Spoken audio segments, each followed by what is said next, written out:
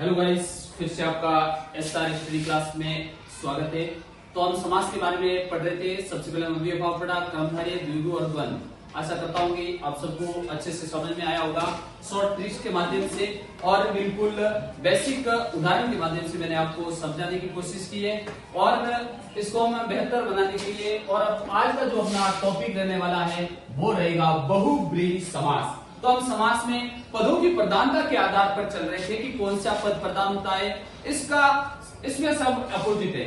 इसमें ना तो कोई पद प्रधान होता ही है, ना पूर्व पद होता है, ना उत्तर पद प्रधान होता है। इसमें सिर्फ और सिर्फ जो तीसरे अर्थ को, विशेष अर्थ को जो प्रकट करता है वो हमारा होगा बहुब्रीहि समास। जो विशेष अर्थ को प्रकट करता है वो हमारा क्या रहेगा?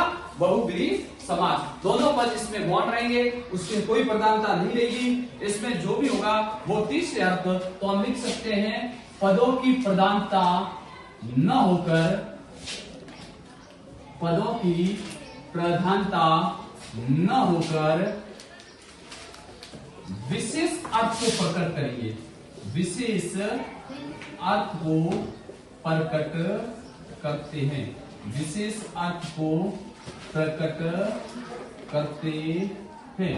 यानी कि इसमें कोई पद प्रधान नहीं होगा, भले ही कोई भी इसमें विशेषता बता रहा है लेकिन उससे उसी को कोई मतलब नहीं है। इसमें जैसे तीसरा उदाहरण मैंने कहा था कि क्रमधारय और बहुब्रीहि में कुछ समानताएं हैं। जैसे मैंने पहला उदाहरण ले लिया लंबोदर।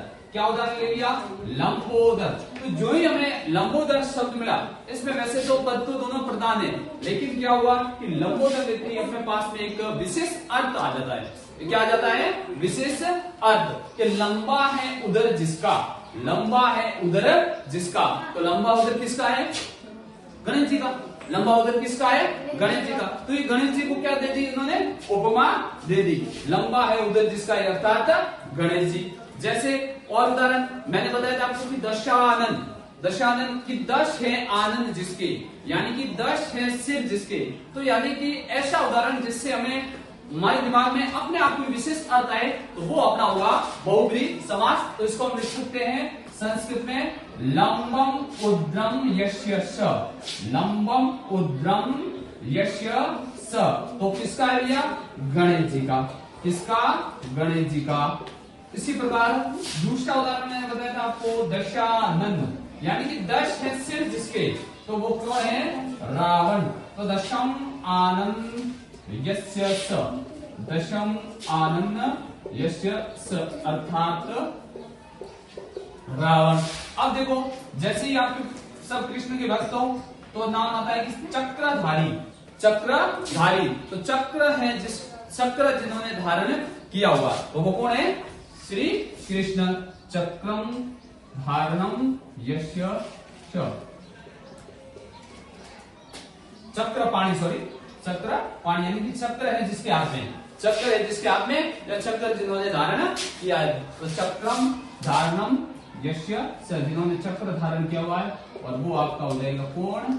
कृष्ण भगवान। कृष्ण भगवान। तो इस प्रकार के जो उदाहरण आ रहे हैं जिससे में हमें पता चला है कि विशेष अर्थ है। जैसे कि हमने कहा त्रिनेत्र। त्रिनेत्र, तो त्रिनेत्र कहती हमें शिव जी का स्मरण हो जाता है कि तीन है आंखें जिसकी, तीन है आंखें जिसकी अर्थात शिव जी। जिस प्रकार आपने कहा चतुर्भुज, चार है भुजाएं जिसकी, चार है भुजाएं जिसकी। तो अपने आप को हमें समझ में आता है कि किसकी बात हो रही है? ब्रह्मा जी की। तो इस प्रकार जिसमें दोनों पद जिसमें गौण रहे, कोई पदों की प्रधानता न होती है और एक विशेष अर्थ को जो प्रकट करता है वो हमारा बहुब्रीहि समास होता है। यानी कि पदों की प्रधानता बिल्कुल नहीं होती है और विशेष अर्थ जिसको हम अन्य अर्थ भी कह सकते हैं जो निकलता है वो हमारा रहता है बहुब्रीहि समास। आशा करता हूं कि आप सब फिर से आपका स्वागत है एसआर स्टडी क्लास में। तो हम समास के बारे में पढ़ रहे थे। तो सबसे पहले हमने अव्ययभाव समास को पढ़ा, उसके बाद हमने कर्मधारय समास को पढ़ा, फिर हमने द्विगु समास को पढ़ा। तो आशा करता हूँ आप सबको ये वीडियो अच्छे से समझ में आया होगा। आज जो अपना टॉपिक रहने वाला है वो अपना रहेगा सबसे पहले द्वंद्व समास। कौन सा समास? द्वंद्व समास।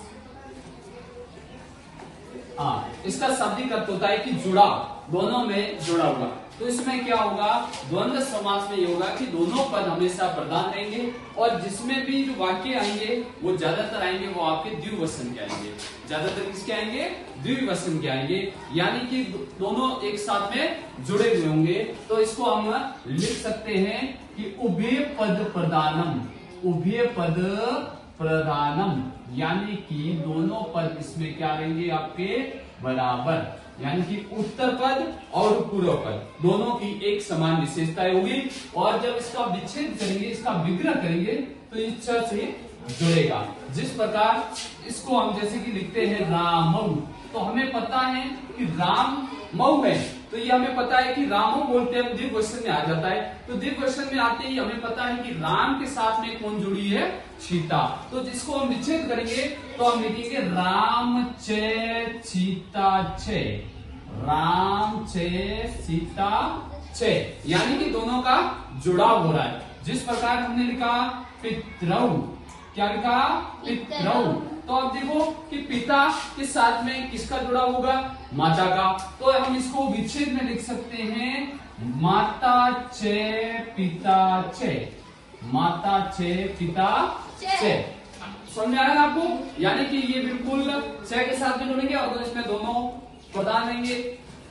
जैसे आपने एक और उदाहरण ले लिया कृष्णौ, क्या उदाहरण अपना, कृष्णौ, तो हमें पता है कि कृष्ण के साथ किसका मिलाप है, राधा का।